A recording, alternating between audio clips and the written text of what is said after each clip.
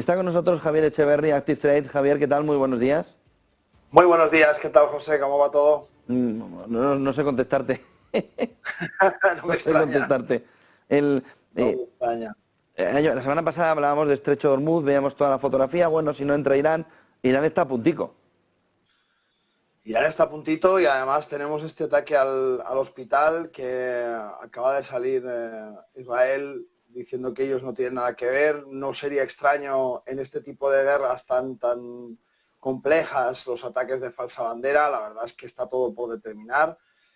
Parece que cada vez la escalada va siendo menos evitable. Tenemos a Joe Biden en Israel, tenemos a Putin en China con Xi Jinping. Es decir, la situación, el tablero geopolítico está verdaderamente complejo y para mí se me hace difícil hacer una previsión a corto plazo. Es que se me hace verdaderamente difícil, porque está todo tan en el aire que vemos los mercados justamente en esa situación, ¿no? Tenemos un poco todo, pues fíjate, el IBEX al 15-16% en negativo, el premercado del SP500 al 0,26 en negativo, es decir, está todo muy por encima y lo único que vemos un poco despuntar son ese movimiento de los bonos, ¿no? Que acabamos de ver ese bono a un año en el 5,22, 5,23, lo tenemos justamente en directo en pantalla, vemos todos los bonos subiendo y ahora mismo, bueno, pues muy cerca de máximos por ese yield, por ese retorno de los bonos que lo único que pronostica es, bueno, pues esa inseguridad, ¿no? Sobre cómo van a estar los tipos de interés, el valor del dinero en el futuro más inmediato y la incertidumbre que tenemos por delante, que al final pues es un poco lo que preocupa, ¿no? Así que complicadísimo. Esta semana muy complicada, desde luego con el foco totalmente puesto en el petróleo y en todo lo que tenga que ver con energía. Tenemos, por ejemplo, el índice del gas natural, el índice holandés del gas natural, que ha bajado muchísimo. Vamos a ver, os digo exactamente la bajada del índice. Fíjate, un 0,63% desde la subida anterior. Igualmente, bueno, pues lo que vemos es un poco esa calma, ¿no? Donde la incertidumbre está por todas partes. Fijaos, el termómetro máximo de incertidumbre, ¿cuál es? El oro, ¿no? Como activo refugio. Vemos esta subida, fíjate, desde todas estas zonas de soporte, lo comentábamos el otro día, que ahora ya sí era el momento un poco de subirse a ese activo refugio, porque ahora de verdad la situación está tan complicada que en cualquier momento puede haber esa escalada en los países de Oriente Medio. Recordemos que seguimos muy pendientes de la guerra entre Rusia y Ucrania. He visto esta mañana la noticia que has dado de 100.000 millones que ha pedido Biden. No sé de dónde los quiere pintar. O sea, si teme una segunda ronda de inflación, ese gasto exterior, ese techo de deuda que tienen que aumentar, yo ya no sé. Quiero decir, no sé qué tiene en la cabeza para pensar que eso es factible sin imprimir una segunda vuelta de inflación a toda la economía global. ¿Ves una crisis de deuda más cerca después de ver esos 100.000 millones de la escalada en la guerra de Israel? Toda esa monitorización que Ray Dalio decía hace semanas que ya estaba haciendo, le debe estar saliendo humo a Ray Dalio del ordenador. Claro, es que nos obligan a verla, es que no es que la veamos, es que nos obligan a verla. Cuando un tipo dice, mire, he pensado que en vez de 6 y 10 billones me da usted 100. Oiga, pero es que no importa, usted suba el techo de deuda. Oiga, pero es que ya no estábamos de acuerdo en subirla la última vez, nos costó mucho ponernos de acuerdo, es que resulta que hemos impreso más billete desde el 2020, en la crisis del COVID, hasta el día de hoy, que en toda la historia. Oiga, es que no sé si estamos haciendo... Bueno, usted debe 100 billones. No sé, yo desde luego la crisis de deuda veo una de las amenazas más importantes a la estabilidad global y a la estabilidad de precios global. Creo que esto va a ser muy complicado, teniendo en cuenta además que no es el único factor, que nos movemos en un terreno geopolítico muy complejo y que seguimos teniendo amenazas en la parte de Asia. Seguimos hablando, yo no me canso de decirlo, China, Taiwán, Corea del Sur, Corea del Norte, en fin, hay muchísimas cosas todavía que pueden complicar aún más la situación actual. Y por tanto, toda esta zona del oro que vemos en esa subida nos deja un poco más de hueco dentro de la plata. Siempre hablamos de que la plata puede servirnos un poco de indicador adelantado cuando hay fluctuaciones muy, muy importantes, por aquello de que siempre permite que el oro dilate mucho más el precio, por esa cotización mucho más alta en cuanto a números. La plata cotiza en $23 en este momento, 23,06 la onza Troy, y el oro lo tenemos pues en 1938. Por tanto, la diferencia de número de cotización es muy importante y la dilatación en esos movimientos también lo es.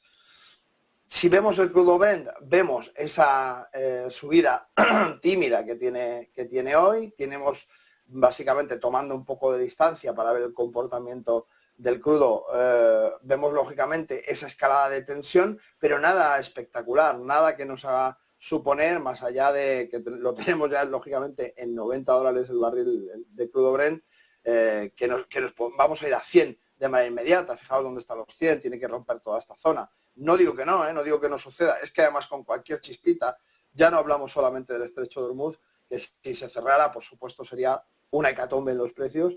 Hablamos de cualquier otra falta de suministros, de cualquier otro bloqueo, de cualquier otro impedimento, y es que hay muchísimos por delante. Por tanto, bueno, pendientes. Hemos visto, como decíamos, el gas natural bajar ligeramente, y los futuros del gas natural los tenemos justamente recuperando cotas mucho más lógicas, ¿no?, dentro de este canal lateral alcista, que podemos ver cómo ha ido descendiendo el precio ligeramente. Bueno, pues desde el día 11, si nos vamos a mirar exactamente, pues ha bajado un 12%, que no es poco. Y esa bajada del 12% pronostica un poco esa calma tensa en la que todavía no tenemos ninguna decisión por delante y todavía no podemos prever qué es lo que va a suceder. Lo único que podemos hacer, como digo siempre, dibujar escenarios, estar muy pendiente a la acción del precio y ver qué escenario se corresponde más con el movimiento del precio.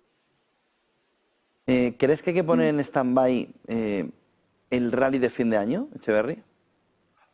Bueno, ahora claro, no me queda otra que decirte que sí, porque justamente por lo que decimos, la inestabilidad es tan grande que decir un sí o un no, si va a haber o no va a haber rally de fin de año.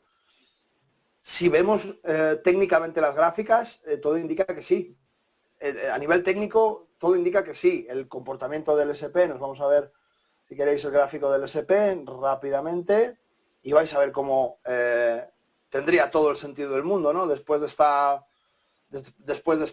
recuperación, un pequeño apoyo en la zona de esos 4.160, incluso un poquito más abajo en los 4.100, en este soporte, y marcharnos de nuevo como mínimo pues hasta esta zona de 4.500. Bueno, vamos a verlo.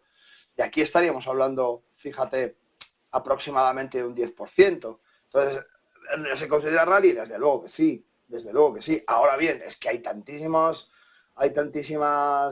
tensiones geopolíticas que es imposible predecir qué es lo que va a suceder, más allá, como decimos, de estar muy pendiente de la acción del precio, de fijarnos muy bien en la parte técnica, de entender y de tamizar muy bien la información que podemos percibir de los medios de comunicación, como en esta casa nos van trayendo de manera totalmente actualizada, y estar muy encima del gráfico, salvo que nuestra estrategia de inversión sea a medio y largo plazo, y medio y largo plazo entendiendo por 3 y 5 años aproximadamente, que esto ya cambia mucho la fotografía.